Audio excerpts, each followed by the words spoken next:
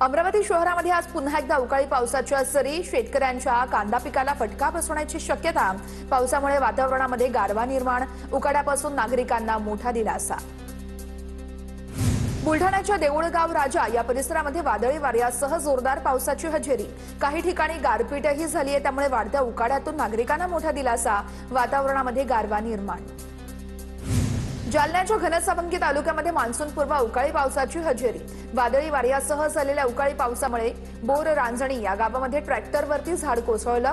सुदैवानं कोणतीही जीवितहानी नाही। नांदेड जिल्ह्यामध्ये मान्सूनपूर्व पावसाचा जोरदार तडाखा। मुदखेड आणि अर्धापूर तालुक्यातील अनेक केळीबागा वाऱ्यामुळे आता उद्ध्वस्त झाल्यात, भुईसपाट झाल्यात। ऐन हंगामामध्ये झालेल्या नुकसानीमुळे शेतकरी दुहेरी संकटात सापडलेत।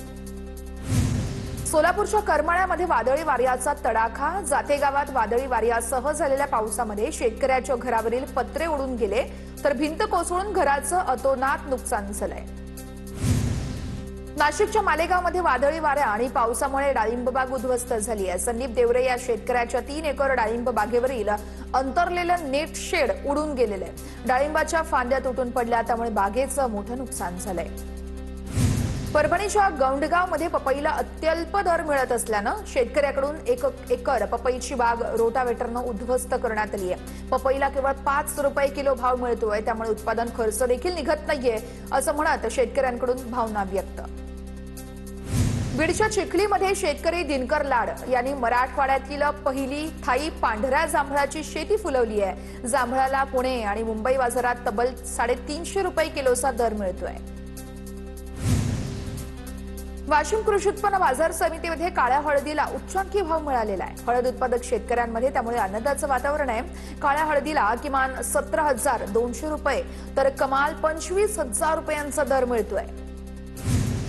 गडचिरोली जिल्ह्यामध्ये मे महिना संपत आला तरी एकही धान खरेदी केंद्र सुरू नाहीये। लाखो क्विंटल धान उघड्यावर पडून असल्यानं आता पावसाळ्यापूर्वी शेतकऱ्यांची चिंता वाढली आहे। धाराशिव जिल्ह्यामध्ये फक्त 12% खरीप पीक कर्ज वाटप करण्यात आलंय। 1,18,000 शेतकऱ्यांपैकी 23,000 शेतकऱ्यांनाच पीक कर्ज मिळालेलं आहे। पुण्याच्या मावळ तालुक्यामध्ये खरीप हंगामातील भात लागवडीला सुरुवात झाली आहे। शिळंब या गावानं पहिला भात लागवडीचा मान मिळवलेला आहे, तर SRT पद्धतीनं इंद्रायणी भाताची लागवड करत उत्पादन दुप्पट वाढवण्याचा शेतकऱ्याचा दावा आहे। खरीप हंगामाच्या पार्श्वभूमीवरती गोंदिया जिल्ह्यामध्ये 31,000 मेट्रिक टन खतांचा साठा उपलब्ध आहे। यंदा जिल्ह्यासाठी 76,000 मेट्रिक टन खत मंजूर झालंय। शेतकऱ्यांनी गरजेनुसार खरेदी करण्याचं कृषी विभागानं आवाहन केलंय। जळगाव जिल्ह्याची तहान भागवणाऱ्या गिरणा धरणातील उपयुक्त जलसाठा 31% पोहोचलाय। गिरणा धरणातील पाणी साठ्यामध्ये सातत्यानं घट होतीये। वाढत्या उकाड्यामुळे बाष्पीभवनामध्ये देखील मोठी वाढ झाली आहे। नंदुरबार जिल्हा प्रशासनाकडून पशुपालकांना मोफत चारा आणि बियाणे दिला जाणार आहे। एल निनोच्या संकटामुळे संभाव्य चारा टंचाईवरती मात करण्यासाठी प्रशासनाचा निर्णय आहे। 100% अनुदानावरती मोफत चारा बियाणे दिले जाणार असल्याची माहिती आहे। गोंदिया जिल्ह्यामध्ये पाणी टंचाई असताना गोरेगाव ग्रामीण रुग्णालयामध्ये मोठ्या प्रमाणामध्ये पाण्याचा अपव्यय होतोय। पाईप फुटली आहे, त्यामुळे दिवसभर पाणी वाहत असून प्रशासनाचं दुर्लक्ष होत असल्याची टीका केली जाते। गोंदिया शहरातील अनेक भागामध्ये गेल्या 15 दिवसांपासून गढूळ पाणी पुरवठा होतोय। दूषित पाण्यामुळे नागरिकांच्या आरोग्याचा प्रश्न निर्माण झालाय। महाराष्ट्र जीवन प्राधिकरणाविरोधात त्यामुळे नागरिकांकडून संताप व्यक्त केला जातोय। जालन्याच्या ग्रामीण भागातील शेतकरी शहरातील पेट्रोल पंपावर दाखल झाले होते। ग्रामीण भागातील पेट्रोल पंपावरती डिझेल मिळत नाहीये, त्यामुळे शेतकरी शहरात पोहोचले। डिझेल मिळत नसल्यानं मशागतीची कामं खोळंबली आहेत, शेतकऱ्यांची अशी प्रतिक्रिया आहे। धुळ्यातील प्रमुख 4 पंपांवरील पेट्रोल साठा संपलेला आहे। पेट्रोल संपल्यानं वाहनधारकांना माघारी फिरण्याची वेळ आली आहे। उद्यापर्यंत पेट्रोल उपलब्ध होण्याची शक्यता वर्तवली जाते। मुख्यमंत्र्यांच्या आदेशानंतर सोलापूरच्या जिल्हाधिकाऱ्यांकडून पेट्रोल पंपावरती धाड टाकण्यात आली आहे। पंढरपूरच्या शहा पेट्रोल पंपावरती जिल्हाधिकारी S कार्तिकेन यांनी अचानक धाड टाकली। जिल्हाधिकाऱ्यांनी पेट्रोल पंपाच्या खरेदी विक्रीचे दप्तर तपासले। बुलढाणा जिल्ह्यातील इंधन टंचाईची परिस्थिती आता नियंत्रणात आली आहे। जिल्हाधिकारी डॉक्टर प्रवीण कुमार देवरेंची ही माहिती आहे। शेतकऱ्यांना नियमित इंधन पुरवठा केला जाईल, तसेच काळाबाजार करणाऱ्यांवरती कारवाई करू, देवरेंचा हा इशारा आहे। हिंगोलीमध्ये डिझेलचा तुटवडा निर्माण झालाय। जनरेटरला डिझेल नसल्यानं डायलिसिस विभाग बंद आहे। ठाकरेंच्या शिवसेनेच्या तालुका प्रमुखांनी डिझेल उपलब्ध करून देत डायलिसिस विभाग सुरू केलाय। नागपूरमध्ये गॅस दरवाढी विरोधात युवक काँग्रेसचं आंदोलन आहे। हातामध्ये बॅनर घेऊन आंदोलकांकडून जोरदार घोषणाबाजी केली जाते। नागपुरातील पूनम चेंबर परिसरामध्ये असलेल्या पेट्रोल पंपासमोर आंदोलन करण्यात आलं। इंधन दरवाढ आणि कागदाच्या कच्च्या मालाच्या किमती वाढल्यामुळे शालेय साहित्य महागलंय।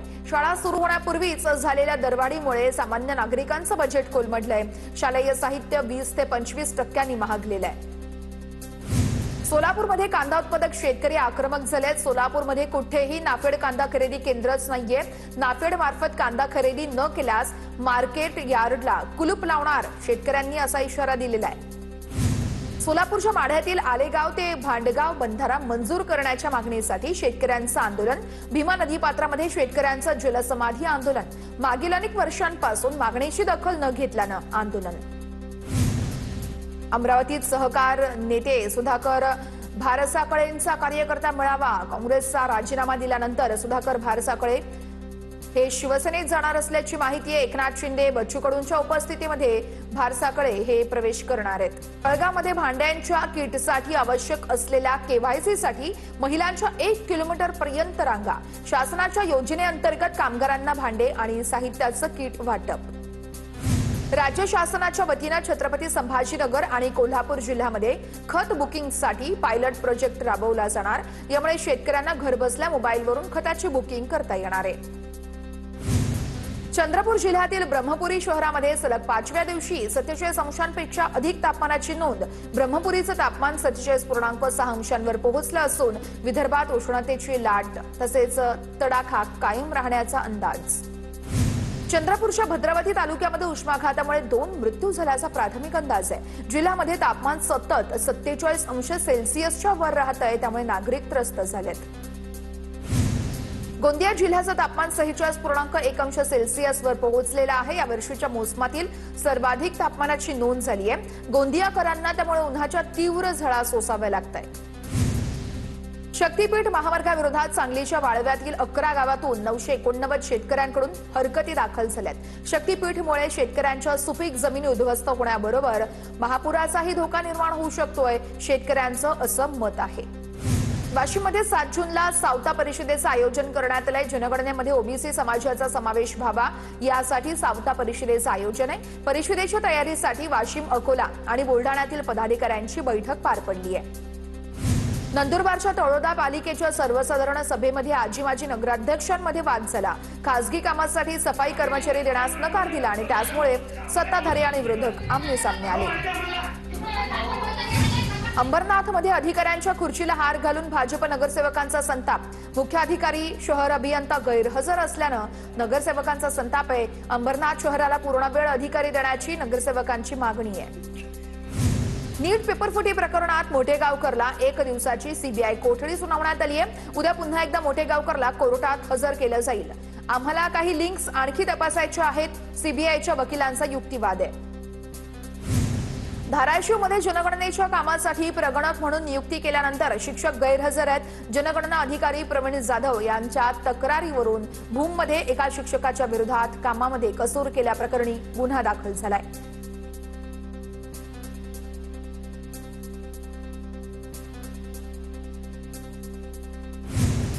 या वर्षीच्या पर्यटन हंगामामध्ये तब्बल 5,35,000 पर्यटकांकडून किल्ले सिंधुदुर्गला भेट देण्यात आली आहे। छत्रपती शिवाजी महाराजांच्या जलदुर्गाचं दर्शन घेण्यासाठी पर्यटकांचा उत्साह वाढलाय। गेल्या वर्षीच्या तुलनेमध्ये यंदा 35,000 पर्यटकांची वाढ झालेली आहे।